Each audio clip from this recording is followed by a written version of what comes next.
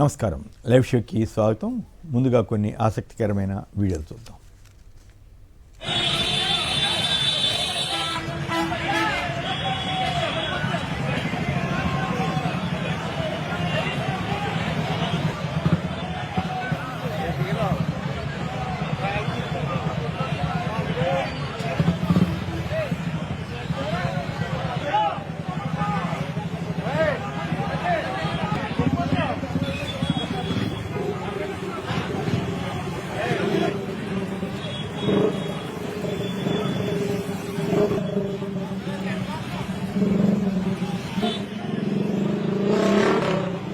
ముఖ్యంగా మన తెలుగు రాష్ట్రాలు కావచ్చు, కొంచెం దక్షిణాది రాష్ట్రాలు కావచ్చు, మనం ఎక్కువగా వినేది మేము ఢిల్లీ మెడలు ఉంచుతాం, చొక్కా పట్టుకొని నేలకు దించుతాం, తడాకా చూపిస్తాం అని దక్షిణాది నాయకులు చాలా మంది చాలా పెద్ద పెద్ద మాటలు మాట్లాడుతూ ఉంటారు. ఢిల్లీలో ఉన్న సెంట్రల్ లీడర్షిప్ కి ఒక మెసేజ్ చెప్పదలుచుకున్నా. Respected sirs of BJP and Congress of the national party, maybe we are not within your vicinity as you are in up north and we are in down south, but I Pawan Kalyan, the president of Janasena party, వాళ్ళకి అర్థమయ్యేలాగా హిందీ భాషలో చెప్దాం.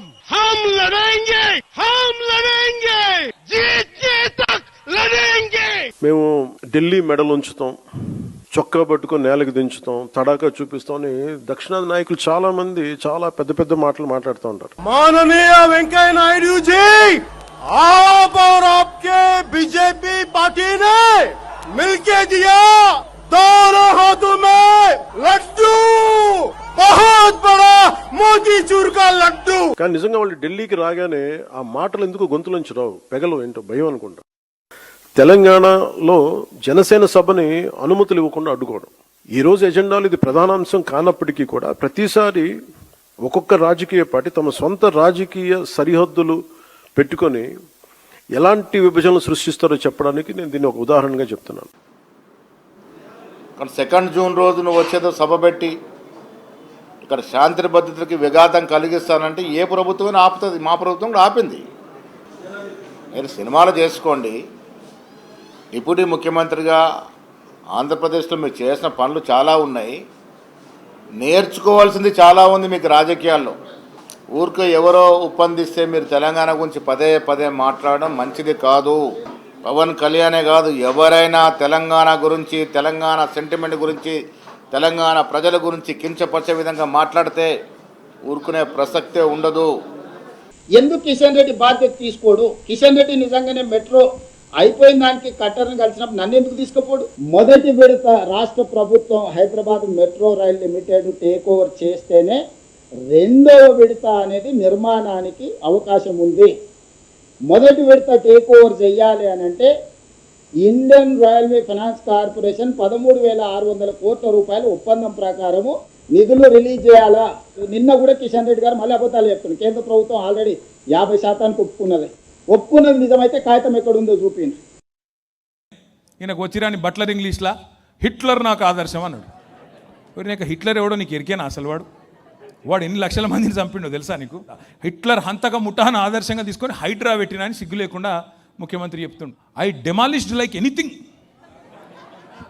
ఎవడన్నా కూలగొట్టి సిగ్గు లేకుండా చెప్పుకుంటాడు, నాకు అర్థం కాదు. ఐ డెమాలిష్డ్ లైక్ ఎనీథింగ్ అట.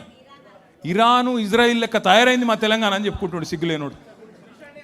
ఇంతకంటే పిచ్చోని ఏమనాలి? నేను ఏమన్నా తిడదామంటే కూడా నోరు వస్తలేదు నాకు. రేవంత్ రెడ్డి వచ్చిండు, మనం అన్నపూర్ణ అని పెడితే. అన్నపూర్ణ మా అమ్మ పేరా, మా చెల్లె పేరా, నా భార్య పేరా? అన్నపూర్ణ అంటే దేవత. రేవంత్ రెడ్డి రాగానే ఏం చేసిండు? అన్నపూర్ణ పేరెత్తేసి ఇందిరామ్మనట. ఏమన్నా తెలివి ఉందా ఆయనకు? దేవుని పేరు కూడా తీసేస్తారు ఆయన, నాకు అర్థంగా. అమ్మవారి పేరు ఇక వీనికి ఛాన్స్ ఇస్తే అంతే. జుబ్లీస్లో పెద్దమ్మ తల్లి పేరు కూడా మారుతారేం పాడు. దురదృష్టవశాత్తు తెలంగాణకు ఈయన ముఖ్యమంత్రిగా ఉన్నాడు. కాంగ్రెస్ అనే ఈ దరిద్రాన్ని దేశం మొత్తం వదిలించుకున్నారు. కానీ ఈ దరిద్రాన్ని మనోళ్ళు కొంతమంది ఆయనతో నమ్మి నెత్తి మీద రుద్దుకున్నారు. ఇంకో 2 ఏళ్ళు భరించక తప్పదు. మీనాక్షి నటరాజన్ అని ఆమెను వీడు లంగున్నాడు, వీడు జర చూడు అని చెప్పి పంపించిండు రాహుల్ గాంధీ. ఆమె కొద్దిగా చూసింది, వీడు భూములు అమ్ముకుంటాడు, కాంట్రాక్ట్లు అమ్ముకుంటాడు, వీడు నిజంగానే లంగున్నాడు అని పోయి రాహుల్ గాంధీకి చెవులు చెప్పింది. పగబట్టిండు మనోడు. పగబట్టి ఎట్లన్నా చేసి సందు దొరికినప్పుడు చెప్పాలని చెప్పి దొంగ కేసు పెట్టించిండు హైదరాబాద్లో. ఆమెకు తెలియని కూడా తెలియదు పాపం కేసు ఉందని. పాపం ఆమెకు రాజ్యసభ రాకుండా చేసిండు ఒక గసంటోడు. అంటే వేరే వాళ్ళకి శటకోపం పెట్టుడు కాదు, సొంత పార్టీ వాళ్ళకి కూడా గుండు కొట్టిండు శటకోపం పెట్టిన లంగా రేవంత్ రెడ్డి. రైట్, అవి వీడియోలు. ఇక వార్తల్లోకి వెళ్తే ముందుగా ఏపీ వార్తలు కొన్ని చూద్దాం. కాపు యువకుడిది లాకప్ డెత్తేనా, అతడి ఆచూకీపై సందేహాలు, బతికి ఉన్నాడా లేక లాకప్లో బలయ్యాడా అన్న అనుమానాలు, రెడ్ బుక్ రాజ్యాంగంలో పోలీసుల మరో అరాచక పర్వం అంటూ కథనాన్ని ఇచ్చారు.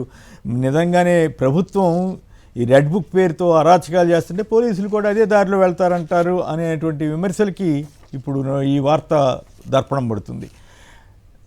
బి పచ్చకాండ, టీడీపీ ఎమ్మెల్యేల గూండాగిరి, రాష్ట్ర వ్యాప్తంగా భయానక వాతావరణం, శృతి మించిన దెందులూరు ఎమ్మెల్యే చింతమనేని అరాచకాలు, సొంత పార్టీ నేత ఇల్లు విధ్వంసానికి అర్ధరాత్రి వెళ్ళిపోయి బేభత్సం చేశాడు.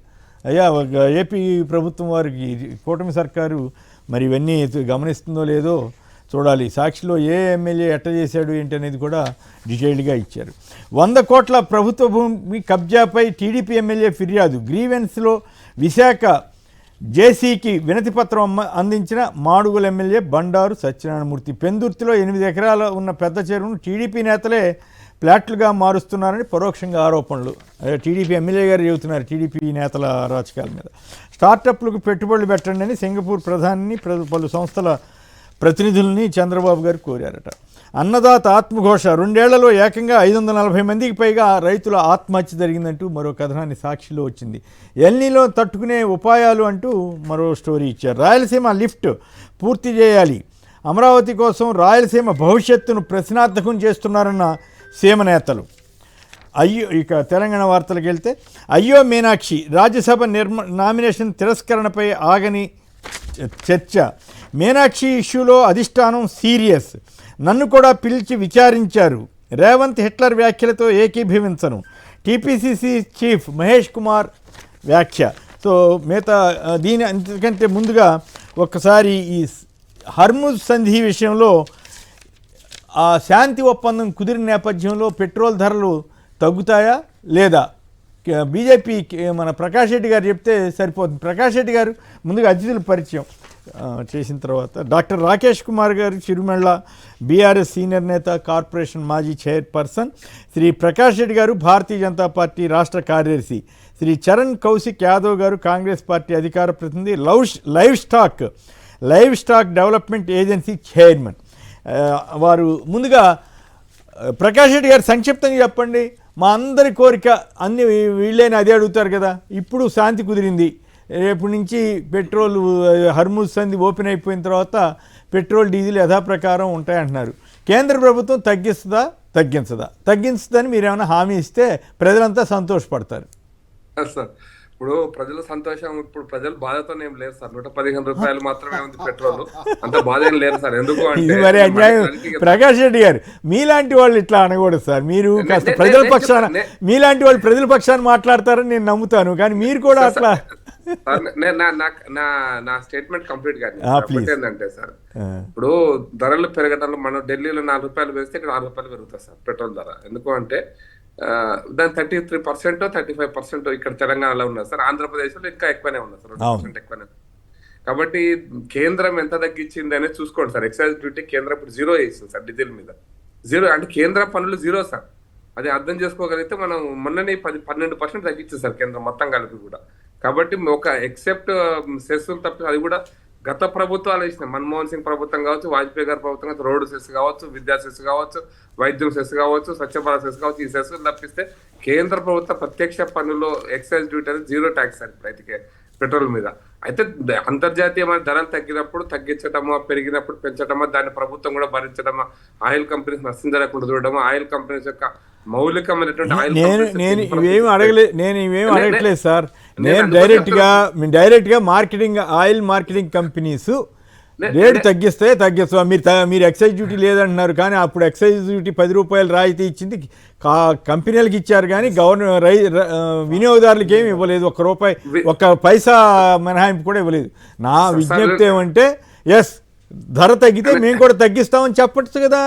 మీరు భయపడిపోతున్నారు మోడీ గారి కంటే.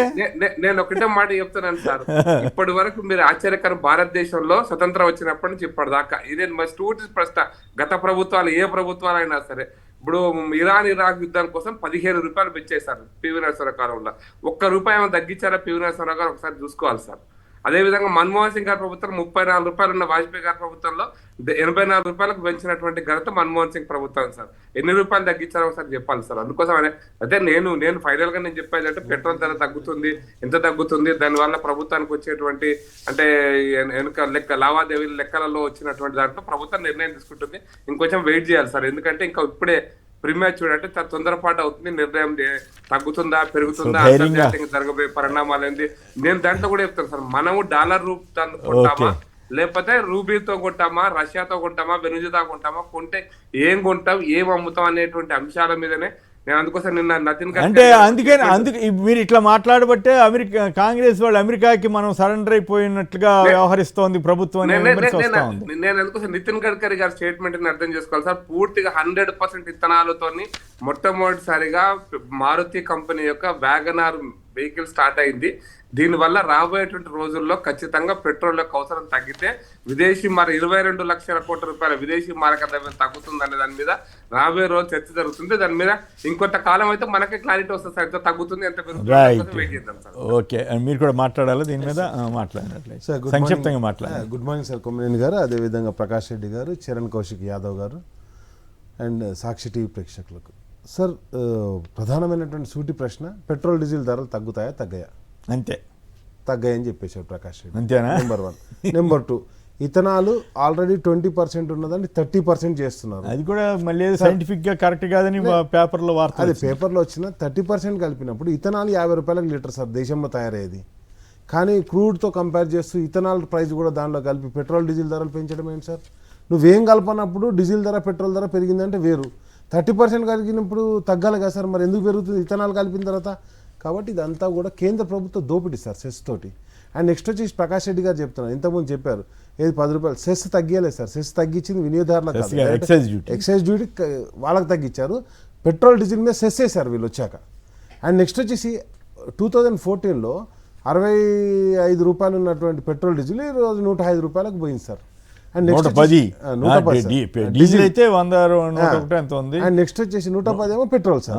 అండ్ ఇంకొక మాట వచ్చేసి, మరి దేశం మొత్తంలో ఎక్కడ ట్యాక్సేషన్ లేకపోతే పోనీ మరి యూపీలో లేకపోతే బీహార్లోనో ధర తక్కువ ఉండాలి కదా సార్.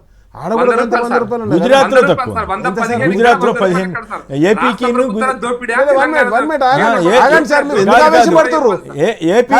ఏపీకి గుజరాత్ కి మధ్య ₹15 తేడా ఉంది. తెలంగాణకి ఏపీ గుజరాత్ కి మధ్య కూడా ₹12-13 తేడా ఉంది కదా అసలు. కాదు సార్, మరి కాదు ఓన్లీ స్టేట్ గవర్నమెంట్ ట్యాక్స్ ఉంటే సెంట్రల్ గవర్నమెంట్ ట్యాక్స్ లేకపోతే అక్కడ ఓన్లీ వాళ్ళే. మరి అక్కడ గుజరాత్ లో బీజేపీ గవర్నమెంట్ కదా సార్, స్టేట్ ట్యాక్స్ కూడా తీసేయాలి కదా. ఇప్పుడు అక్కడ సరే సార్ మీరు అన్నట్టు ₹90కే దొరుకుతుంది. ₹90కి ఎందుకు దొరకాలి సార్? ఇక్కడ ₹30 పడుతుంది, ₹32 తెలంగాణలో, ₹30 చెప్పేది అంటే స్టేట్ ట్యాక్సెస్ ఉన్నాయి తగ్గించుకోండి అంటున్నారు. గుజరాత్ లో ఎందుకు తగ్గాలి సార్? గుజరాత్ లో కొంత ఇది ఇక్కడ కంటే తక్కువే ఉంది, ఇక్కడ కంటే central government tax state tax తక్కువ ఉన్నది. అండ్ నెక్స్ట్ వచ్చేసి నేను పక్క రాష్ట్రంలో ఉన్నది బీజేపీ గవర్నమెంట్ కదా సార్. మీరు బీజేపీ గవర్నమెంట్ లో ఏపీలో ఎవరు ఉన్నారు సార్? అండ్ నెక్స్ట్ వచ్చేసి సార్ నేను ఏమంటున్నా అంటే, అండ్ సిలిండర్ ధర సార్ ఎస్పెషల్ గా నేను ఏమంటున్నా బాగా పెరిగిపోయింది. అవి కమర్షియల్ సిలిండర్ పాపం బండి మీద ఇడ్లీలు వేసుకునే వాళ్ళు లేకపోతే బండి మీద ఏదైనా టిఫిన్ చేద్దామంటే కూడా హోటల్స్లలో కూడా ధర పెంచారు సార్. అది తగ్గుతుందో తగ్గదా ఇవేం చెప్పట్లేదు ప్రకాష్ రెడ్డి గారు. తెలివిగా ఏమంటున్నారంటే అన్ని కేంద్ర అసలు తగ్గుతాయో మీరు అడిగిన సూట్ ప్రశ్న. నాకు అర్థమైంది, ప్రజలకు అర్థమైంది. ప్రకాష్ ఒక్కరికి అర్థం కాకపోవడం మాకు ఆశ్చర్యకరంగా తెలంగాణ దోపిడీ మాత్రం కాదన్నా, దోపిడీ దేశం మొత్తం చేస్తున్నారు అన్న మీరు. దేశం మొత్తం దోపిడీ చేసుకుంటే డాలర్ ద్వారా రాష్ట్రాలు కష్టాలు చేయ కదా. చరణ్ గారు మీరు కూడా సంక్షిప్తంగా దీని మీద మీ కామెంట్ చెప్పండి. తగ్గుతాయా తగ్గవా రేట్లు? మీరు స్టేట్ గవర్నమెంట్ తగ్గిస్తుందా సెంట్రల్ గవర్నమెంట్ తగ్గిస్తుందా అనేది మాకు అనవసరం లేదు. ఒక పక్క శాంతి ఒప్పందం గురించి రేట్లు తగ్గుతాయా లేదా జనం తరఫున అడుగుతున్నాం సార్. ఇప్పుడు మే 26 పశ్చిమాసియా యుద్ధం తర్వాత 4 సార్లు రేట్లు పెంచారు. మే 15, 19, 23, 25 దాదాపు 7.5 పైసలు పెంచారు. ఇక తగ్గిస్తే మాత్రం 7.5 పైసలు ఏమో తగ్గిస్తారేమో కానీ పెట్రోల్ డీజిల్ రేట్లు మాత్రం తగ్గే పరిస్థితి కనపడతలేదు. అదే కాకుండా ఇంతకుముందు 2015 జూన్ డైనమిక్ అదేవిధంగా ఫ్యూయల్ ప్రైజింగ్ అని చెప్పేసి రోజు ధరలు వేల సార్లు, ఇప్పటివరకు వేల సార్లు భారతీయ జనతా పార్టీ 2014 నుంచి 2026 వరకు వేల సార్లు ధరల మార్పు జరిగిన మాట వాస్తవం. అదే కురాయి ధరలు హెచ్చుతగ్గులు ఆధారంగా పెంచుతున్నాం అని చెప్పారు. క్రూడ్ ఆయిల్ దగ్గర తగ్గినప్పుడు కూడా తగ్గించే పరిస్థితి కూడా మనం చూసినాం. అదే కాకుండా ప్రతిరోజు ఉదయం 6 గంటలకే రేట్లకు సంబంధించినటువంటి పెంచే కార్యక్రమం కూడా జరుగుతూ ఉంది. కాబట్టి ఖచ్చితంగా భారతీయ జనతా పార్టీ అధికారంలోకి వచ్చిన తర్వాత 2014 ముందు 71 రూపాయలు ఉన్నటువంటి పెట్రోల్ 2026 వస్తాక 106 రూపాయలు అయింది.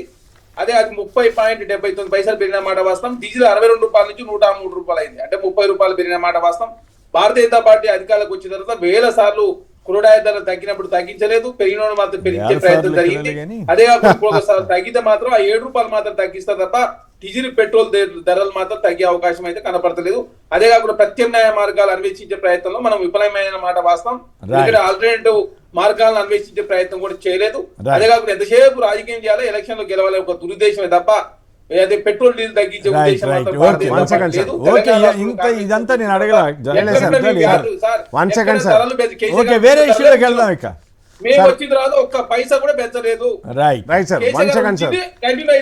తెలంగాణ రాష్ట్రంలో బీజేపీ ప్రభుత్వం ఆధ్వర్యంలో ట్యాక్సులు లేవు కాబట్టి ఉన్నదాన్ని కంటిన్యూ చేసే ప్రయత్నం జరుగుతాం. బీజేపీ ప్రభుత్వం వచ్చిన తర్వాత సెంట్రల్లో కావచ్చు, స్టేట్లో కావచ్చు, అంటే అవన్నీ పక్కన పెడితే సిలిండర్ ధర పెరిగింది సార్, పెట్రోల్ ధర, డీజిల్ ధర పెరిగింది సార్, అండ్ డాలర్ ధర పెరిగింది సార్, గోల్డ్ ధర పెరిగింది సార్. వీటితోటే వరల్డ్ మార్కెట్ తోటి కంపేర్ చేస్తారు. ఈ కంపారిజన్లో అన్నీ పెరిగినాయి, తగ్గింది ఏదో వాళ్ళు చెప్పాలి సార్, అంతే. శ్రీనివాసరావు గారు ఒక లైన్లో ఉన్నారు, వారేం మాట్లాడతారో విందాం. సంక్షిప్తంగా మాట్లాడండి. నమస్కారం సార్. గోధుమల ధర సార్, బియ్యం ధర పొద్దున్న నుంచి మనిషి తినేటువంటి తిండి ధర గురించి లెక్కలు వేసుకోవాలి సార్. పెట్రోల్ ధరలు, నేను విమానాలు ఎక్కే ధరలు వరల్డ్ మార్కెట్ కంపేర్ చేస్తున్నామన్నా. రైట్ రైట్ ప్రకాష్ రెడ్డి రాగండి, ఒక్క నిమిషం. సరే ఏ తగ్గిందో చెప్పరాదు నువ్వు. కాలర్ లైన్ లో ఉన్నారు. అరే ఏ తగ్గిందో చెప్పన్నా. రైట్ రైట్ తగ్గింది 12 ఏళ్ల తర్వాత. ఏ తగ్గింది? 12 ఏళ్లలో కూడా 5 రూపాయలు తగ్గింది. ఏ తగ్గిందన్నా? పొద్దున్న లేవగానే ఇది ఎంత దోశ అయితే ఆ లెక్కలు చూసుకోవాలి కానీ మా విమానం ధర. రైట్ రైట్ ఒక్క నిమిషం ఆగండి. రైట్ రైట్ ఒక్క నిమిషం. రైట్ శ్రీనివాసరావు నమస్కారం, మాట్లాడండి, సంక్షిప్తంగా మాట్లాడండి. అభ్యంతరకర వ్యాఖ్యలు చేయండి. అభ్యంతరకర వ్యాఖ్యలు లేకుండా. బీజేపీ కార్యకర్త. ఎక్కడి నుంచి అండి? సార్ మా పేరు జయ శ్రీనివాసరావు, బీజేపీ కార్యకర్త, తిరుపతి జిల్లా నాగలాపురం మండలం. ప్లీజ్ సార్, ఇప్పుడు నేషనల్ హైవేస్ రోడ్స్ ఏది ఒకటి కూడా సరిలేదు.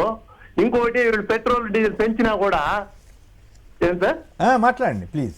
నేషనల్ హైవేస్ రోడ్లు ఒకటి కూడా సరిగ్గా లేదు, ఇప్పుడు వేసిన రోడ్లే. ఓకే, పెట్రోల్ డీజిల్ పెంచినా కూడా సరే జనాలకి ఏం మంచి జరిగేది ఏం లేదు. రేట్ పెంచినా తప్పేం లేదు, కానీ జనాలకి ఏం మంచి జరిగేది లేదు.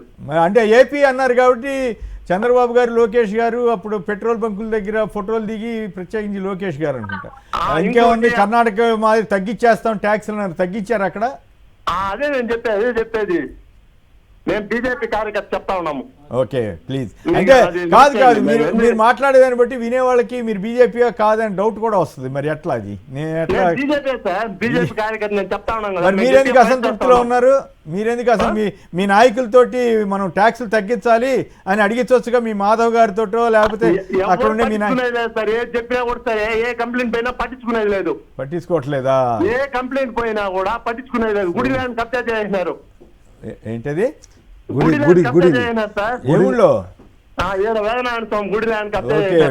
అంటే అక్కడ ఏపీలో టీడీపీ వాళ్ళ పరిస్థితి కాకుండా పరిస్థితి తప్ప బీజేపీ జనసేన ఏం సీన్ లేదనమాట. చేయండి మరి అట్లయితే.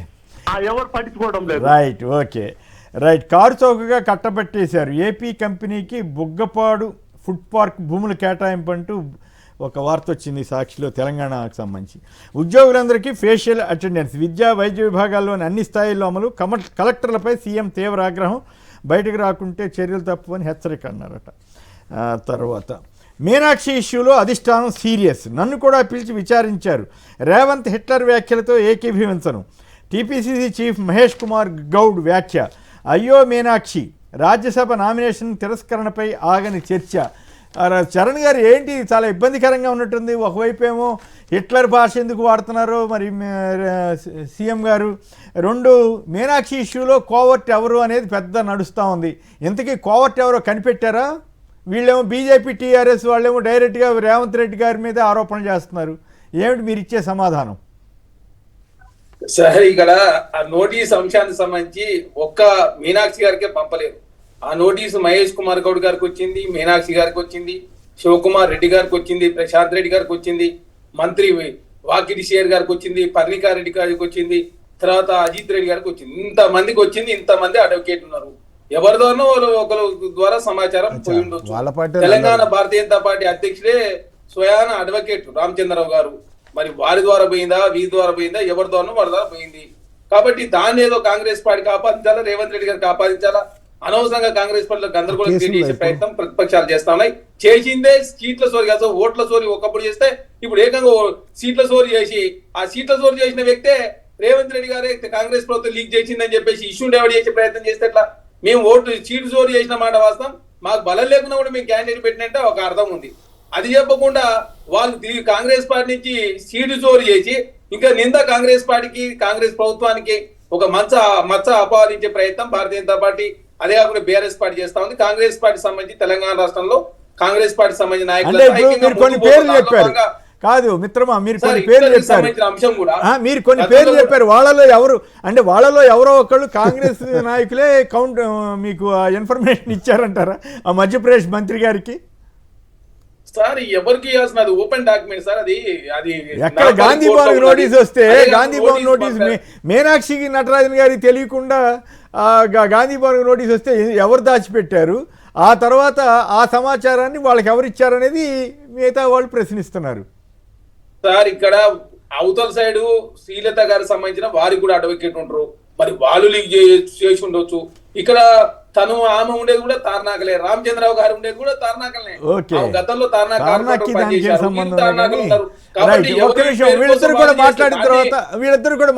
తెలంగాణ ముఖ్యమంత్రి రేవంత్ రెడ్డి ఆపాదించే ప్రయత్నం చేస్తారు సార్. సీటు చోరీ జరిగింది, మేము సీటు చోరీ చేసినాం చెప్పి భారతీయ జనతా ఒప్పుకోకుండా కాంగ్రెస్ పార్టీ లీక్ చేస్తే ఎవరు లీక్ చేస్తే ఏముందా? ఈ విషయం వరకు నేను కూడా ఒప్పుకుంటా. బీజేపీ వైఖరి అక్కడ అట్లా చేయటం, ఎలక్షన్ ఆఫీసర్ అట్లా రిటర్నింగ్ ఆఫీసర్ చేయటం మాబోటి వాళ్ళకి కూడా నచ్చలేదు. తటస్థంగా ఉండే మాబోటి వాళ్ళకి బీజేపీ ఇట్లాంటివి చేయకుండా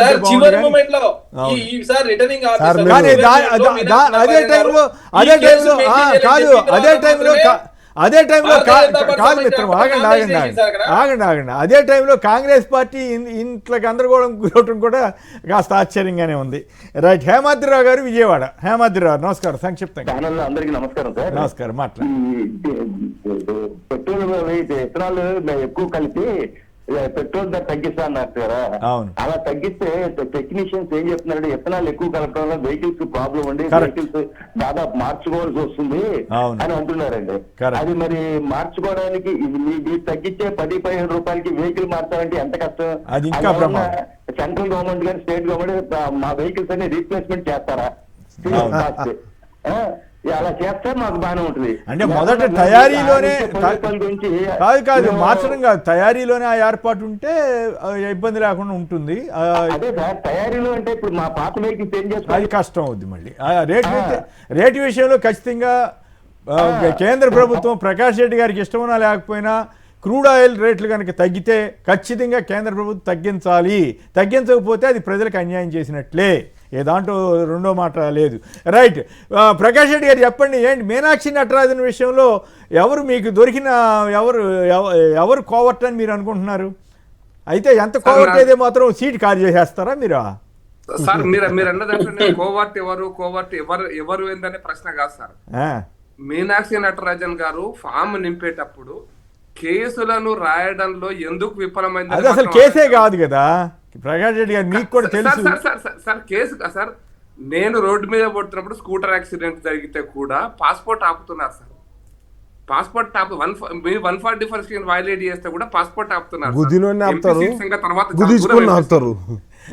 అంటే నా పాస్పోర్ట్ ఇవ్వట్లేదు, రినల్ కూడా చేయట్లేదు సార్. ఓకే, అందుకోసం అనే పాస్పోర్ట్ రిన్యూవల్ మా వెంకట ఎంతమంది ఎమ్మెల్యేలు సార్ పాస్పోర్ట్ రిన్యూవల్ ఆగింది సార్ కేసులు ఉన్నాయని చెప్పి. కాబట్టి కేసులు ఉన్నాయని మెన్షన్ కేసులు ఉంటే నష్టమే లేదు సార్, కేసులు ఉంటే నష్టం కాదు. కేసులు మెన్షన్ చేయకపోవడం వెనకాల ఎవరికి కారణం ఉంది?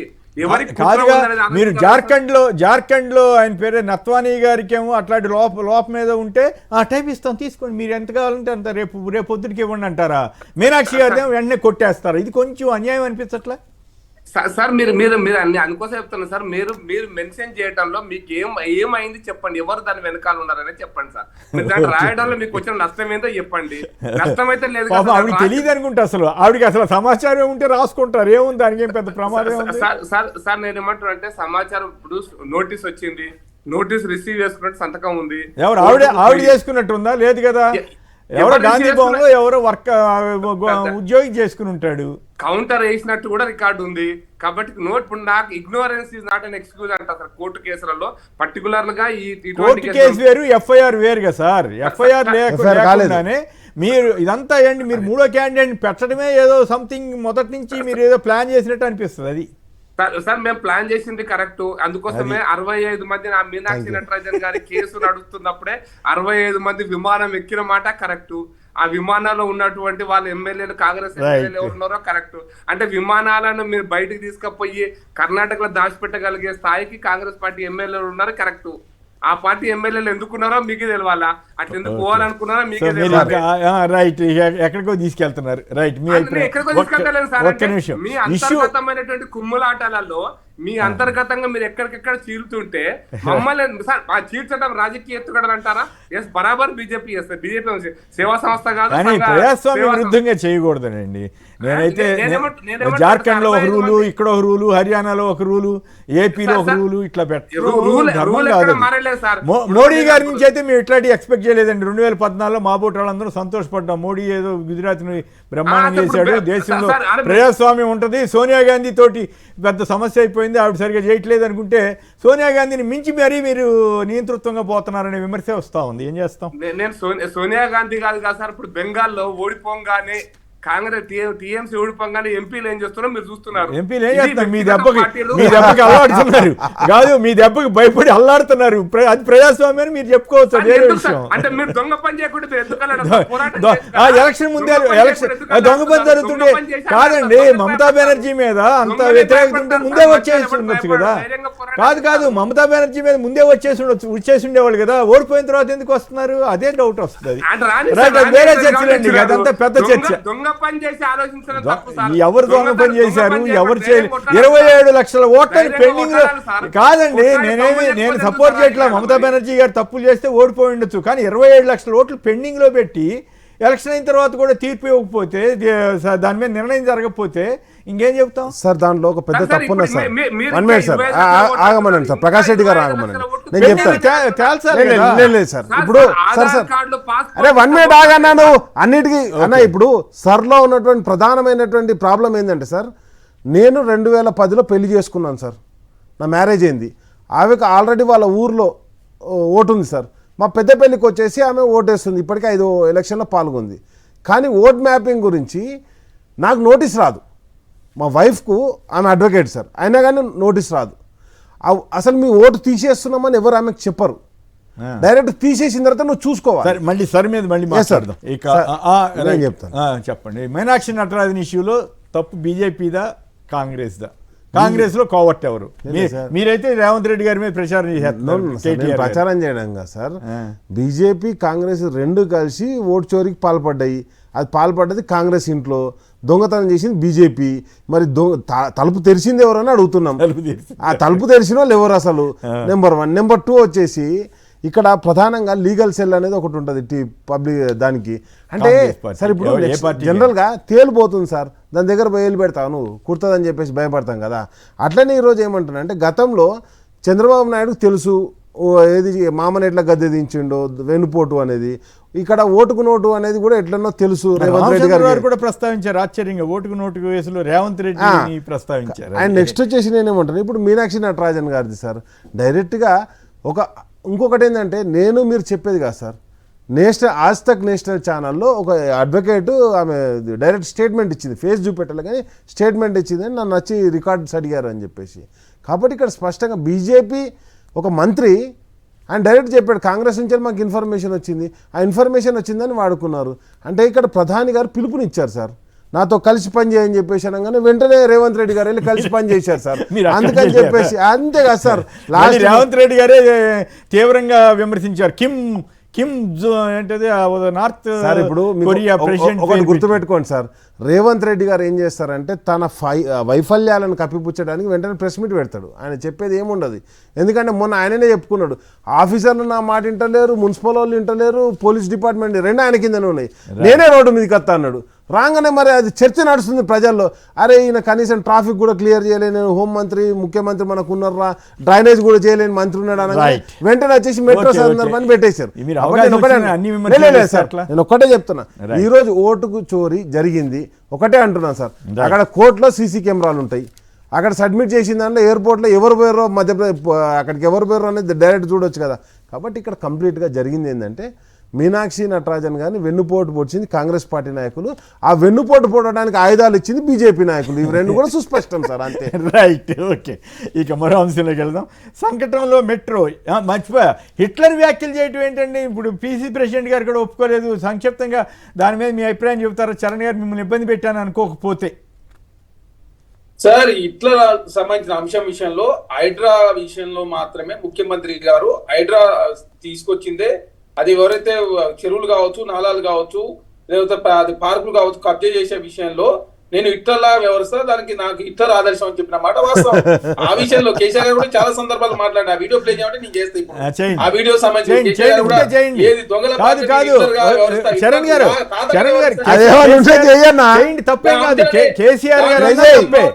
రేవంత్ రెడ్డి గారు ఇట్లా చెరువులు నాలాలు కబ్జా చేసే వ్యక్తులు వదిలిపెట్టాలని చెప్పి ఎవరు వదిలిపెట్టమంటా, కానీ మరి వాళ్ళని ఎవరితో పోల్చాలి సార్? రైట్, హిట్లర్ ఎక్కడి నుంచి గుర్తుకొచ్చాడంట. రైట్ రైట్, డిగ్రీ సర్టిఫికేట్ సమాధానం లేదు సార్, సమాధానం లేదు సార్. నరేంద్ర మోడీ గారు ఎప్పుడో డిస్క్వాలిఫై కావాలి వాస్తవం చెప్పాలి. సరే ముఖ్యమంత్రి డిగ్రీ సర్టిఫికేట్ చూపెట్టాలి మరి పోనీ. Right, okay. వాస్తవం చెప్పాలంటే ఇదంతా ఏంటంటే కాంగ్రెస్ ప్రభుత్వం అరే నరేంద్ర మోడీ చూపెట్టాడు. ముందుకు పోతా ఉంది. రైట్, సంకటంలో మెట్రో.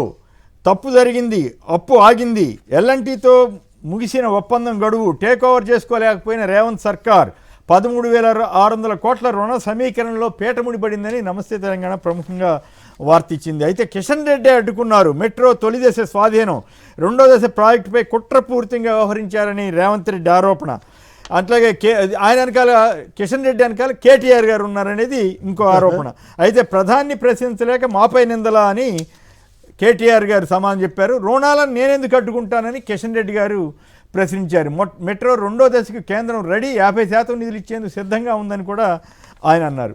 సో దీని మీద అలాగే ఇకపై ఏ రాష్ట్రంలోనైనా ఒంటరిగా పోటీ చేస్తామని సంచలన వ్యాఖ్య చేశారు అమిత్ షా గారు. మరి తెలంగాణలో మరి టీడీపీని జనసేనని ప్రకాష్ రెడ్డి గారు ఏం చేస్తారో చూడాలి.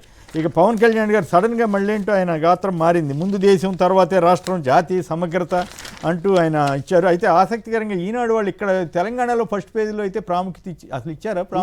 అసలు ఏపీలో మాత్రం ప్రముఖంగా ఇచ్చారు. మరి ఆయన పవన్ కళ్యాణ్ గారిని గౌరవించినట్టు లేకపోతే ఇక్కడ రేవంత్ గారికి వీళ్ళు ఎవరికైనా ఇబ్బందేనా ఏంటో? లేదు సార్, దానికి స్టేట్మెంట్ కు అమిత్ షా గారి స్టేట్మెంట్ కు దీనికి సంబంధం ఉందా? తర్వాత మళ్ళీ మాట్లాడు. రాష్ట్ర విభజన సరిగా జరగలేదు అని ఆయన చెబుతున్నారు. యువతను బలి చేసి గద్దెనెక్కారని కూడా పవన్ కళ్యాణ్ గారు అన్నారు. అశాస్త్రీయ విభజనతోనే సమస్యలు.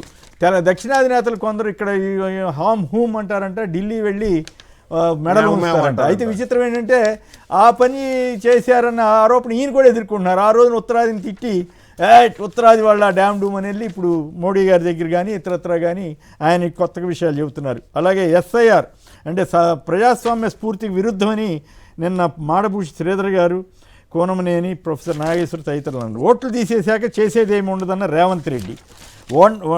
ఓట్లు చోరీ కాంగ్రెస్ నైజం అన్న రామచంద్రరావు. పవన్ కళ్యాణ్ ఓ తోలుబొమ్మ అన్న బీజేపీ చేతిలో తోలుబొమ్మ అన్న మహేష్ కుమార్ గౌడ్.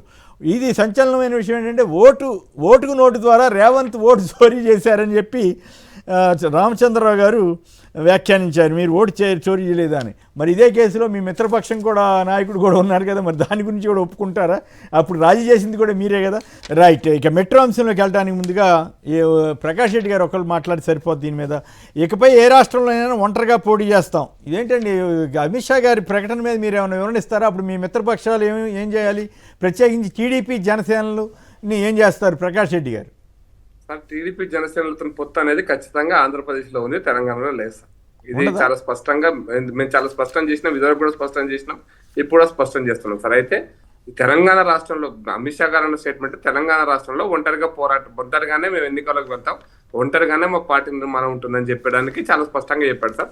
పొత్తులు అనేవి ఎక్కడైనా కూడా ఏ అంటే ఇప్పుడు కాదు, తెలుగుదేశం పార్టీ కాంగ్రెస్ తోటి ఇండైరెక్ట్ గాను డైరెక్ట్ గా అనౌన్స్ చేయకపోయినా ఇండైరెక్ట్ గా పెట్టుకుంటుంది, మమ్మల్ని అడగలేదు కదా అని చంద్రబాబు గారు కూడా అన్నట్టున్నారు ఆ మధ్య. మరి ఇప్పుడు వాళ్ళు కాంగ్రెస్ తో వెళ్ళినా కూడా మీరేం ఫీల్ కారా? ఆల్రెడీ ఫీల్ కాలేదు, గాంధీ భవన్ లో తెలుగుదేశం జెండాలు ఎగరేస్తేనే మీరేం ఫీల్ కాలేదు కదా, అది విశేషం. మేమేం ఫీల్ కాదు సార్. జూబ్లీ హిల్స్ లో అంటే ఏపీలో మీ మిత్రపక్షం అయినా కూడా టీడీపీ మా మిత్రపక్షం ఆంధ్రప్రదేశ్ వరకే పరిమితం సార్. అదే స్పష్టం. ఆ ఎల్లలో దాటితే ఈ ఎల్లలో ఆ మిత్ర అది ఉండదు సార్. ఈ ఎల్లలో ఉండేవి వేరే, ఆ ఎల్లలో ఉండేవి వేరే సార్, అంతే. ఇక అందుకోసం చాలా స్పష్టం, తెలంగాణలో మేము ఒంటరికి పోతాం. మా రామచంద్రరావు గారు చెప్పారు ఆ స్టేట్మెంట్. అంటే బీఆర్ఎస్ తో కలుస్తారని కాంగ్రెస్ పార్టీ వాళ్ళు ఆరోపిస్తున్నారు, బీఆర్ఎస్ తో కలుస్తారని. సార్ మేము బీఆర్ఎస్ తో కలుస్తామా, టీడీపీతో కలుస్తామా, కొన్ని కాంగ్రెస్ తో కలుస్తామా, అవన్నీ వేరే విషయాలు సార్. బట్ మేము తెలంగాణ రాష్ట్రంలో మా కార్యక్రమాలు ఒంటరిగానే అంటే మేము ఒంటరిగానే పోరాటం చేస్తాము. కాంగ్రెస్ మీ టీడీపీ జనసేన మిత్రులకి ఏం సలహా ఇస్తారు? తెలంగాణలో ఉన్న వాళ్ళు ఆంధ్రప్రదేశ్ లో ప్రభుత్వంలో ఉన్నారు, ప్రభుత్వం జాగ్రత్తగా నడిపి మళ్ళీ అధికారంలోకి సంతోషపడతాం. కాదు, తెలంగాణ బీజేపీ, తెలంగాణ జనసేన టీడీపీ మిత్రులకి మీరు ఇచ్చే సలహా ఏమిటి? మీరు ఎవరికైనా వేసుకోండి అని చెబుతారా, లేదా మాకు వేయండి అని అడగరా వాళ్ళని? అదే అంటే మేము ఓటు అడగడం అందరిని అడుగుతాం సార్. ఓకే, కానీ మేము ఒంటరిగా పోటీ కాదు. ఏ రాష్ట్రంలోనే అన్నట్టుగా వార్త వచ్చింది. అంటే ఏపీలో కూడా, ఏపీ మిగతా రాష్ట్రాల్లో కూడా అట్లా చేస్తారా సార్? మేము పని పోరాటం చేసేటప్పుడు, ప్రజల పక్షాన పని చేసేటప్పుడు ఒంటరిగానే పనిచేస్తాం సార్. పొత్తు విషయంలో తెలంగాణలో మేము ఎవరితో పొత్తు లేదని చాలా స్పష్టంగా చెప్తున్నాం. ఓకే, మెట్రో దాని మీద కిషన్ రెడ్డి గారు ఆపారని చెప్పి, దాని వెనకాల కేటీఆర్ గారు ఉన్నారని చెప్పి మీరు ఎట్లా చెప్పగలుగుతున్నారు చరణ్ గారు? సార్, ఇక్కడ మనోహర్ లాల్ ఖట్టర్ గారు అశ్విని వైష్ణవ్ తోటి చెప్పిండు అనే విషయాన్ని అశ్విని వైష్ణవ్ గారు నాకు చెప్పిండని చెప్పేసి ముఖ్యమంత్రి గారు చాలా స్పష్టంగా ప్రకటించాడు. ఇక్కడ 50% కేంద్రం భరిస్తుంది అని చెప్పి కిషన్ రెడ్డి గారు చెప్తా ఉన్నారు కదా, ఆ 50% సంబంధించిన లేఖ చూపించండి అని చెప్పేసి ముఖ్యమంత్రి గారు అడుగుతా ఉన్నారు. అసలు హైదరాబాద్ మెట్రో సంబంధించి అసలు ఒప్పందంలో భాగంగా టికెట్ల ద్వారా 50% అందించాలి, అడ్వర్టైజ్మెంట్ ద్వారా 5% రావాలి, 45% రియల్ ఎస్టేట్ దూరాలి. ఈ టికెట్ల ద్వారా ఆదాయం వచ్చింది, అడ్వర్టైజ్మెంట్ ద్వారా ఆదాయం వచ్చింది, కానీ ఈ 45% రియల్ ఎస్టేట్ ద్వారా ఆదాయం రావడం తగ్గడంతో ఆ మెట్రో అంచనాలు పెరిగినాయి. కాబట్టి 400 కోట్ల రూపాయలు ప్రతి సంవత్సరం నష్టం వస్తుంది. కాబట్టి మేము మెట్రో వ్యాపారం నుంచి వెళ్ళిపోతున్నాం చెప్తే బీఆర్ఎస్ పార్టీ ఏం చేసి కాంగ్రెస్ పార్టీ బెదిరించింది, వాళ్ళు మెట్రో ఇస్తలేరని చెప్పేసి కాంగ్రెస్ పార్టీ మీద నిందలేసే ప్రయత్నం జరిగింది. అదే కాకుండా ఇక్కడ చాలా స్పష్టంగా ప్రభుత్వం మెట్రో 2 కావచ్చు 3 విస్తరించే ప్రయత్నంలో భాగంగా 38,595 కోట్ల రూపాయలు ఏరే కారిడార్లు విస్తరించే ప్రయత్నంలో ప్రభుత్వం డిపిఆర్ లో ఆల్రెడీ కేంద్రానికి పంపింది. అదే కాకుండా మొన్న వైజాగ్ కావచ్చు, అహ్మదాబాద్ కావచ్చు, గుజరాత్, సూరత్ సంబంధించిన మెట్రో కూడా 50% కేంద్రం భరిస్తామని చెప్పేసి అక్కడ అనుమతి ఇచ్చి తెలంగాణకు అనుమతి ఇవ్వలేదు. ఏకంగా మద్రాసు సంబంధించి అయితే 65% కేంద్రమే భరిస్తాం, రుణాలు కావచ్చు అన్ని కలిపి కేంద్రం భరిస్తామని చెప్పేసి అక్కడ చెప్పారు. కానీ తెలంగాణ సంబంధించి మెట్రోకి డిపిఆర్లు ఇచ్చిన, అదేవిధంగా అప్పు గురించి చెప్పండి సంక్షిప్తంగా. ఇప్పుడు ప్రధానమైన సమస్య అప్పును అడ్డుకున్నారని చెప్పి మీరు ఆరోపించారు, కిషన్ రెడ్డి గారు అడ్డుకున్నారన్నారు, ఆయన నాకేం సంబంధం అన్నారు. ఇప్పుడు ఆ ప్రాజెక్ట్ భవిష్యత్తు ఏమిటి? మీరు ఎల్ఎన్టీతో ఒప్పందం అయ్యారు, అప్పు మేము భరిస్తామని, అప్పు రాలేదు. ఇప్పుడు తెలంగాణ ప్రభుత్వం సంక్షోభంలో పడదా? సార్, ఇక్కడ మేము 2 డిమాండ్లు కేంద్రానికి కోరుతా ఉన్నాం. మీరు అనుమతి ఇప్పిస్తే అనుమతి ఇవ్వండి, లేకపోతే ఎల్ఓసి ఇవ్వండి, వేరే బ్యాంకుల ద్వారా మేము రుణం తీసుకుంటాం. ఎందుకంటే ఇండియన్ రైల్వే ఫైనాన్స్ కార్పొరేషన్ ద్వారా 13,600 కోట్ల రూపాయలు ఆల్రెడీ శాంక్షన్ అయింది. గతంలో ఎల్ఎన్టీ సంస్థ 80% ఇంట్రెస్ట్ తీసుకుంటే 4% ఇంట్రెస్ట్ మాత్రమే. దీనికి సంబంధించిన తతంగం అంతా కూడా పూర్తి 400 కోట్ల నష్టం వస్తుంది. కాబట్టి దానికి సంబంధించిన వాళ్ళ ఈక్విటీ కూడా రాష్ట్ర ప్రభుత్వం చెల్లించి, డాక్యుమెంట్ ఛార్జెస్ కూడా 80 కోట్ల రూపాయలు చెల్లించారు. అర్థమైంది, సంకట పరిస్థితి అయితే ఉంది మెట్రోలో. మిగతా వీళ్ళిద్దరు కూడా మాట్లాడిన తర్వాత సంక్షిప్తంగా మనం మళ్ళీ మీరు అవసరమైతే మీరు మాట్లాడేది మీ వాదన చెప్పండి సార్. ఇప్పటికీ మెట్రో కొంటా అని చెప్పేసి 1600 కోట్ల రూపాయలు ఆల్రెడీ పే చేశారు సార్. దాంట్లో 1400 కోట్ల రూపాయలు matching grant sir. And next వచ్చేసి 176 కోట్లు ట్రాన్స్ఫరల్ అడ్వైజింగ్ ఫీజు అని చెప్పేసి అది సార్. అండ్ నెక్స్ట్ వచ్చేసి 84 కోట్లు ప్రాసెసింగ్ ఫీజు సార్. 13,000 కోట్లు రుణం దాన్ని తీసుకోవడానికి ఆల్రెడీ కట్టారు సార్. ఇప్పుడు ఆల్రెడీ పే చేశారు స్టేట్ గవర్నమెంట్. మీకు కొనే కెపాసిటీ లేనప్పుడు నడుస్తున్నటువంటి ఎల్ఎన్టీతో అగ్రిమెంట్ ఉంది, నడుస్తున్న ట్రైన్ను ఆపి నేను నడిపిస్తా అని చెప్పి నువ్వు ఇప్పుడు ప్రజలకు ఏం సమాధానం చెప్తావు? మెట్రో కారిడార్ మొత్తం ఆగిపోయే పరిస్థితి సార్. ఎందుకంటే ఎల్ఎన్టీ ఆల్రెడీ నీకు హ్యాండ్ ఓవర్ చేసిన అంటుంది. చేసేసినట్టు ఇప్పుడు ఎవరు నడుపుతున్నట్లు? ఇప్పుడు ఎవరు నడుపుతున్నారంటే అదే అర్థం కావట్లేదు సార్. ఇప్పుడు నేను కొంటా అన్నా, కొనలేదు, ఆయన అమ్ముతా అన్నాడు. వాళ్ళు పూర్తిగా హ్యాండ్ ఓవర్ చేస్తున్నట్టుగా అప్పట్లో వాళ్ళు వచ్చాయి. వాళ్ళు హ్యాండ్ ఓవర్ చేశారు, టెక్నికల్గా మాత్రమే వాళ్ళు మెయింటెనెన్స్ ఫీజులు కడితే మాత్రమే నడిపిస్తారు. ఇప్పుడు సమస్య ఎక్కడంటే నీకు లోన్ రాకముందే నువ్వు అగ్రిమెంట్ చేసుకొని నేను కొనేస్తున్నా అని చెప్పేసి డిక్లేర్ చేసి నువ్వు వెళ్ళిపో అని చెప్పేసి ఆయన నిల్లగొట్టి ఎల్ఎన్టీ వాళ్ళను. అదేవిధంగా వాళ్ళకు సెకండ్ ఫేజ్ కారిడార్ ఏదైతే శాంక్షన్ అయినటువంటి కారిడార్ రాగానే రద్దు చేసి ఇప్పుడు కంప్లీట్ రియల్ ఎస్టేట్ బిజినెస్ చేయడానికి ముఖ్యమంత్రి గారు ప్రయత్నం చేశారు సార్. ఎందుకంటే ఎల్ఎన్టీ కింద దాదాపుగా ఒక 300 ఎకరాలు ఈ మెట్రో ట్రైన్లకు అటాచ్డ్ ఉన్నాయి సార్. ఆ భూమి గురించి ఏదైతే దాన్ని ఏం చేసి గవర్నమెంట్కు విలీనం చేసుకొని అవన్నీ అమ్ముకుందామని చెప్పేసి ఒక స్కెచ్ చేశారు సార్. అది ఇప్పుడు వర్కౌట్ కాలేదు. ఇప్పుడు ఎల్ఎన్టీకి డబ్బులు ఎట్లా కడతావు, అసలు మెట్రో ట్రైన్ ఎవరు నడపాలి, రెండే సమస్యలు సార్. మెట్రో ట్రైన్ నడిపే కెపాసిటీ నా దగ్గర లేదని చెప్పావు, అప్పు రావట్లేదని చెప్పావు, కిషన్ రెడ్డి గారు అడ్డుకున్నారు లేకపోతే కేటీఆర్ కలిసి అడ్డుకున్నారు అని చెప్పేసి నువ్వు అంటున్నప్పుడు అసలు నువ్వేం చేస్తావు ముఖ్యమంత్రిగా? నేను ఏమడుగుతున్నా అంటే నువ్వు స్టార్ట్ చేసింది ఏదన్నా, ఇప్పుడు స్పోర్ట్స్ సిటీ అని చెప్పేసి స్పోర్ట్స్ యూనివర్సిటీ అని స్టార్ట్ చేసావు, ఎక్కడుందో చూపెట్టు 2.5 years అయింది. పోనీ ఫ్యూచర్ సిటీ గురించి చెప్తున్నారు కదా, ఫ్యూచర్ సిటీ భవిష్యత్తు, న్యూయార్క్, టోక్యో, కేసీఆర్ గారు గతంలో చెప్పేవాళ్ళు ఇప్పుడు ఏం చెబుతున్నారు? సార్ నేను ఒకటే అంటున్నా, అమరావతి ఎంత నిజమో ఇక్కడ ఫ్యూచర్ సిటీ అంతే నిజం.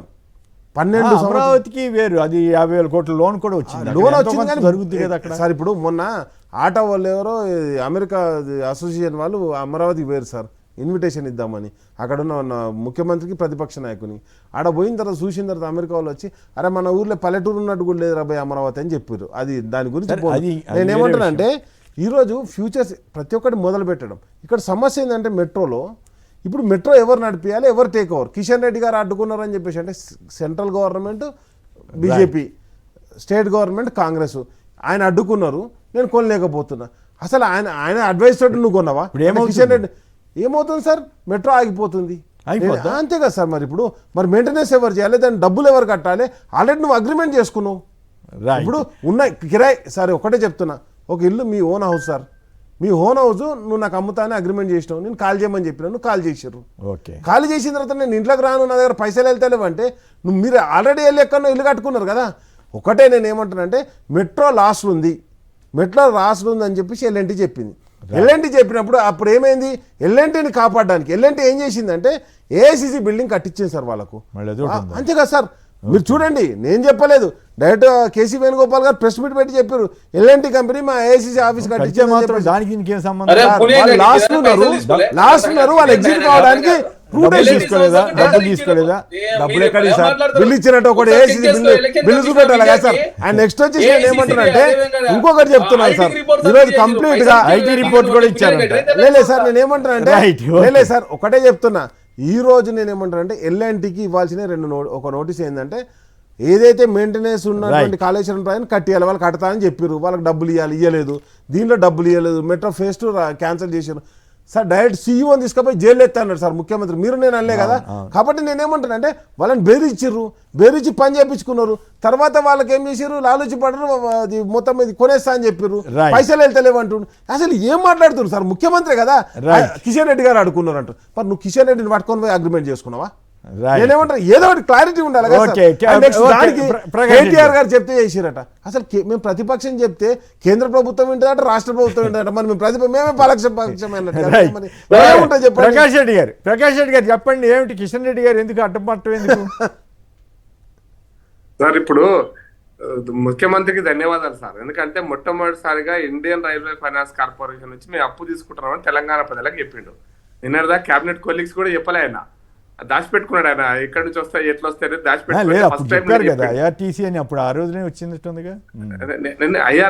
తెలంగాణ ప్రజలకు తెలిసిపోయింది సార్, కేంద్ర ప్రభుత్వం అప్పిస్తే తప్ప ఎల్ఎన్టీ కొనలేము అని, ఇది చాలా క్లియర్ సార్. ఇంకోటి జపాన్ నుంచి అప్పిస్తే తప్ప మేము ఎల్ఎన్టీ కట్టలేము అని, అంటే కొత్తగా మెట్రో కట్టలేము. రెండో ఫేజ్ ఇప్పుడు నేను కడుతున్నా నేను చేస్తున్నా అన్ని మీరే మాట్లాడుకోని మీరే చేసుకొని, కిషన్ రెడ్డి గారు ఆపినరు, కిషన్ రెడ్డి గారు ఆపుతున్నారు, ఏం భాష సార్ అది?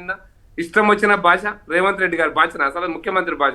ఇద్దరు ఫ్రెండ్స్ కదా, పైకి ఇట్లా అంటుంటారు కానీ ఇద్దరు ఫ్రెండ్స్ ఏనని బీఆర్ఎస్ వాళ్ళు అంటుంటారు సార్. అందరికి ఫ్రెండ్సే సార్, నాకు కూడా చరణ్ కౌశిక్ ఫ్రెండే ఓకే, మన ఫ్రెండ్షిప్ వేరు, వాళ్ళ ఫ్రెండ్షిప్ వేరుగా ఉంటది కదా అని నేనేమంటానంటే సార్, ఫ్రెండ్షిప్ అనేటువంటిది రేవంత్ రెడ్డి అదే కాదు ఉదాహరణ చెబుతాం మీరు అడిగితే. ఇప్పుడు పవన్ కళ్యాణ్ గారు ఉన్నారు, కోడిచేరు ఇష్యూ వచ్చినప్పుడు లేదా ఈ ఇష్యూ వచ్చినప్పుడు ఏమన్నారు ఆయన?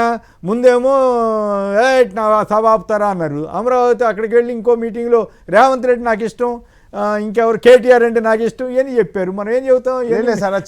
రాజకీయ రకమైన మ్యాచ్ ఫిక్సింగ్ ఉంటుంది అంటారు. కానీ ఇప్పుడు ఇక్కడ సడన్ గా ఇప్పుడు ఏమవుతుంది చెప్పండి ఎల్ఎన్టీలో? సార్ ఇప్పుడు మొత్తం రేవంత్ రెడ్డి గారు తెలంగాణ రాష్ట్రాన్ని గందరగోళంలో పడేసినాడు సార్. ముందు అప్పు శాంక్షన్ అయిందని చెప్తున్నాడు కదా, శాంక్షన్ అయినాక డిస్బర్స్మెంట్ కాకముందు ఎల్ఎన్టీ తోటి ఈ రోజు తోటి ఎల్ఎన్టీ లాస్ట్, రేపటి నుంచి మేము 30th నాడు ఈ రోజే లాస్ట్ ఎల్ఎన్టీ, రేపటి నుంచి మా మెయింటెనెన్స్. ఇది హైదరాబాద్ మెట్రో ఎల్ఎన్టీ మెట్రో కాదు, తెలంగాణ ప్రభుత్వం యొక్క మెట్రో అన్నాడు సార్.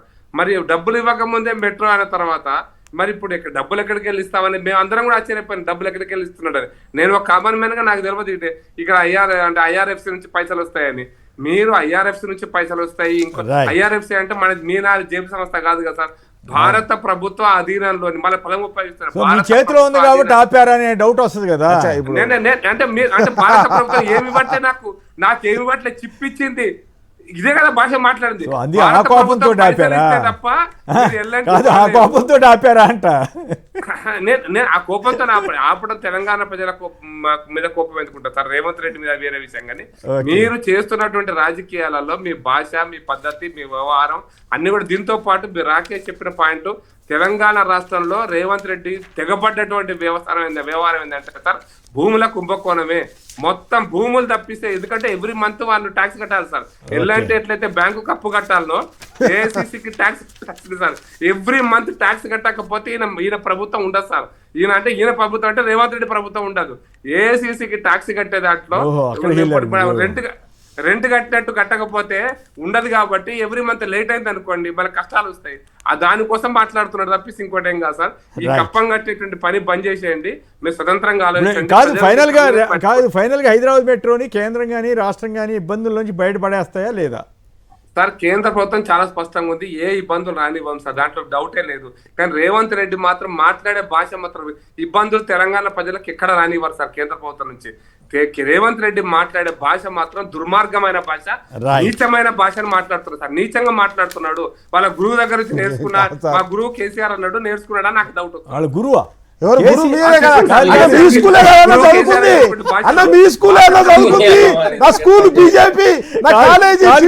కాదు ప్రకాష్ రెడ్డి గారికి గురువు అని గబాలని చంద్రబాబు గారు అంతే అనుకుని మళ్ళీ మిత్రపక్షం కదా ఇబ్బంది వస్తుంది కేసీఆర్ పేరు తగిలించారు. ఇప్పుడు రేవంత్ రెడ్డి గారి ఇష్యూ ఎట్టుందో తెలుసా సార్, వరల్డ్ బ్యాంక్ దగ్గర కంటే పోయి సార్ ఒక స్టోరీ వస్తుంది బయట. ఓకే, ఏదేమైనా ఈ మెట్రో విషయంలో రెండు కేంద్రం రాష్ట్రం కనుక తీసుకురాపోతే ఒక అవగాహన వచ్చి ఆ రుణం సంగతి తేల్చకపోతే మాత్రం చాలా ప్రమాదంలో పడుతుంది. సర్ గురించి ఒక్కసారి సర్ గురించా పవన్ కళ్యాణ్ రెండు కలిపి మాట్లాడింది సార్. ఇప్పుడు పవన్ కళ్యాణ్ గారు తెలంగాణ నేతలు అమరవీరుల్ని పట్టించుకోవట్లేదని, తర్వాత దక్షిణాది నేతలు ఇవన్నీ మాట్లాడారు కదా, దాని మీద మీ కామెంట్ అండి sir. First of all Pawan Kalyan గారికి ఇక్కడ ఒక 700 మంది అమరులైనటువంటి వాళ్ళందరికీ కూడా 10 లక్షల రూపాయలు ఉద్యోగాలు కేసీఆర్ గారి ప్రభుత్వం కల్పించడం జరిగింది సార్. అదేవిధంగా ఒక 30,000 మంది కళాకారులు ఎవరైతే ఉన్నారో తెలంగాణ ఉద్యమంలో పాల్గొన్న వారందరికీ కూడా వాళ్ళకు సాంస్కృతిక కళా బృందం తరఫున వాళ్ళ గౌరవ వేతనం ఇస్తూ వాళ్ళందరినీ పెట్టుకున్నారు సార్. ఈ రోజు వాళ్ళందరూ రాష్ట్ర విభజన సరిగా జరగలేదు ఆయన ఎవరు సార్ అసలు? ఆయన రాష్ట్ర విభజనకు అసలు ఆయన ఏది పడితే అది మాట్లాడతాడు. నేను ఏమంటున్నానంటే అప్పుడు ఆయన పార్టీ లేదు ఆల్రెడీ. అప్పుడు ఆయన ఏమంటున్నానంటే ఏదైతే కాంగ్రెస్ పార్టీకి అమ్ముడుపోయినటువంటిది వాళ్ళ అన్న పార్టీ ఆ రోజు మొత్తానికి తాకట్టు పెట్టిండు. ఈరోజు బీజేపీకి తాకట్టు ఉన్నాడు. నేనేమంటానంటే ఆయన మాట్లాడేదాన్ని మేము పట్టించుకోవాలంట. ఇంకోటి నేనేమంటున్నా, రాష్ట్ర విభజన సరిగా జరగలేదంటే రాష్ట్ర విభజన మేము రాజీనామాలు చేసి రాజీలేని పోరాటం చేసి కేసీఆర్ గారి ఆధ్వర్యంలో ఆమరణ నిరాదీక్ష సాధించుకున్నాం. నువ్వు కూడా నువ్వు నిరాదీక్ష చేసినా కదా, 11 రోజులు అన్నం తిన్నా అన్నావు కదా తెలంగాణ వచ్చినందుకు. మరి అట్లాంటి దాన్ని ఆయన నెక్స్ట్ వచ్చేసి నేను పోటీ చేయకుండా అడుగు ఆయన వచ్చి పోటీ చేసిండు సార్. మొన్న 23లో కూడా పోటీ చేసిండు. ఇక్కడ నేనేమో బీజేపీతో కలిసి అలయన్స్ లో పోటీ చేసిండు. ఇక మన ప్రకాశ్ అన్న ఏమంటాడు, మేము ఎవ్వరితో పొత్తు ఉండదు అంటాడు. కేంద్ర ప్రభుత్వం పొత్తుతో నడుస్తుంది, కేంద్ర ప్రభుత్వం పొత్తు లేకపోతే నడవది. కాబట్టి నేనేమంటానంటే కంప్లీట్ గా ఇదంతా కూడా మసిబూసి మారేడుకాయ చేసాడు. ఒకటే ఆయన కోడిశేరు సర్ గురించి మాట్లాడండి సార్, కోడిశేరు భూములు ఆపుకోనికి వచ్చింది సార్ పవన్ కళ్యాణ్, అంతకు మించి ఏం లేదు ఇక్కడ. హైదరాబాద్ పోదు, అక్కడికి ఇవ్వలు. మహేష్ కుమార్ గౌడ్ గారు అన్నారు కదా బీజేపీ చేతిలో ఇది తోలుబొమ్మని. ఎస్ సార్, నేనేమో ఆల్రెడీ తోలుబొమ్మే సార్, డైరెక్ట్ కంటే ఇద్దరు కలిసి పోటీ చేసి ఇక్కడ ఆల్రెడీ అక్కడ కలిసే ఉంటే మళ్ళీ తోలుబొమ్మ. సర్ గురించి ఒక మాట చెప్పండి. సర్ గురించి ఒకటే చెప్తున్నా సార్, 2002కు ముందు ఓటున్న వాళ్ళందరికీ కూడా ఓటు ఇవ్వాలి. కానీ ఓటు ఇవ్వకుండా ఏం చేస్తారు, ఇప్పుడు మ్యారేజ్ అయ్యి మా ఊరికి వచ్చినటువంటి, ఇప్పుడు మా వైఫ్కే వచ్చింది సార్, మా వైఫ్ వచ్చిన ఆమెకు నువ్వు ప్రూవ్ చేసుకోవాలని చెప్పేసి ఆమెకు టాస్క్ ఇస్తారు. ఆమె ఓటు తీసేసింది కూడా ఆమెకు తెలియదు. ఇప్పుడు ఆమె పెండింగ్లో పెడతారు. పెండింగ్ పెడితే నేను అడిగితే ఏమైంది మరి అందరికీ యాక్సెప్టెన్స్ వచ్చిందంటే మీరు మ్యాపింగ్ చేయాలంటే మ్యాపింగ్ ఎవరు చేయాలి, అధికారులు చేస్తారా లేకపోతే పాత ఓటర్ ఐడి కార్డ్స్? చరణ్ గారు ఒక మాటలో చెప్పండి, ఏంటి నిజంగానే పవన్ కళ్యాణ్ గారు తోలుబొమ్మ, బీజేపీ చేతిలో తోలుబొమ్మ, అలాగే సర్ విషయంలో మీరు జాగ్రత్తగా ఉన్నారా? ఈ సంక్షిప్తంగా ఒక్కొక్క మాట చెప్పండి దయచేసి. సార్, ఇప్పుడు భారతీయ జనతా పార్టీ తెలంగాణ రాష్ట్రంలో పవన్ కళ్యాణ్ గారు కలిసి పోటీ చేసిన మాట వాస్తవం. 2023లో 8 స్థానాల్లో జనసేన పోటీ చేస్తే 0.25% ఓట్లు వచ్చినాయి. మొన్న మున్సిపల్ ఎలక్షన్ లో 363 కౌన్సిలర్ పోటీ చేస్తే 2 కౌన్సిలర్ గెలిచారు, ఒకటి నేరేడు జిల్లా, ఒకటి మంచిర్యాల. తెలంగాణ రాష్ట్ర అనవసరంగా గందరగోళం క్రియేట్ చేసే ప్రయత్నం పవన్ కళ్యాణ్ గారు చేస్తారు. వారు ఇక్కడ సభలు పెట్టుకోవచ్చు, ఇప్పుడు అనుమతికి కోరితే ఇప్పుడు ఇస్తుంది రాష్ట్ర ప్రభుత్వం. ఆ సందర్భంగా గందరగోళ వాతావరణం ఉంది కాబట్టి ఆ పోలీసు వాళ్ళు అనుమతి లేదు. మళ్ళీ రేవంత్ గారు అంటే ఇష్టం అని చెప్పాడు కదా, పాపం ఆయన తప్పేం లేదు. ఇక్కడ భూమి లేకపోతే హైదరాబాద్ సార్, జగన్మోహన్ రెడ్డి గారు పోటీ చేయొచ్చు, లేకపోతే పవన్ కళ్యాణ్ గారు పోటీ చేసుకోవచ్చు. వాళ్ళ పార్టీ దేశంలో ఏ పార్టీ వచ్చి పోటీ చేయండి, ఎవరు వద్దన్నారు? మేము వద్దన్నాం కాదు, దక్షిణాది నేతలంతా వెళ్ళి అక్కడ తల మెడలు ఉంచుతున్నారంట కదా ఆయన చెప్తున్నాడు. అంటే ఇక ఆయన ఎట్లా మాట్లాడతారు పవన్ కళ్యాణ్ గారు? మీరు చూసి ఇలాగనే సాక్షినే ప్లే అయింది. 2023 ముందు ఏం మాట్లాడి సర్ విషయం గురించి కూడా ఒక మాట చెప్పండి సార్. ఇప్పుడు అదే కాక్రోచ్ జనతా పార్టీ అంశం దేశవ్యాప్తంగా జరుగుతుంది కాబట్టి ఆ అంశాన్ని డైవర్ట్ చేయడం కోసం పవన్ కళ్యాణ్ గారు ఢిల్లీ అది కూడా ఉంది. రైట్, ప్రకాష్ రెడ్డి గారు పవన్ కళ్యాణ్ గారు పావుగా తయారైన రైట్. ప్రకాష్ రెడ్డి గారు రైట్. ప్రకాష్ రెడ్డి గారు ఒక్క మాటలో ప్రకాష్ రెడ్డి గారు చెప్పే ముందు ఒకటే మాట సార్, బెంగాల్లో 93 లక్షల ఓట్లు తీసేస్తే దాన్ని 60 లక్షల హిందీ సార్. ప్రకాష్ రెడ్డి గారు సంక్షిప్తంగా ఒక మాటలో చెప్పండి సర్ గురించి. సార్ గురించి నాకు నాకేం తెలియదు ఎక్కువ. కనుక 11 సార్లు కేంద్ర ప్రభుత్వం ఎలక్షన్ కమిషన్ సార్ కండక్ట్ చేసింది సార్. వివాదం అవ్వలేదు. కేంద్ర ప్రభుత్వం 11 సార్లు చేసింది. 11 సార్లు ఏం చేసిందో ఇప్పుడు గదే చేస్తుంది. నాకు లేదు, నాకు రాదు అనేటువంటి అభిప్రాయంతో మాట్లాడితే vote mapping family members attach చేస్తారు కానీ ప్రజాస్వామ్యానికి విఘాతం కలిగించకుండా మోడీ గారు. Thank you sir. బీజేపీ మాకేం తెలియదు, దొంగతనం కుమార్ గారు, ప్రకాష్ రెడ్డి గారు, చరణ్ కౌశిక్ యాదవ్ గారు అందరు కూడా ధన్యవాదాలు. ఇది నేటి చర్చా కార్యక్రమం. నమస్కారం.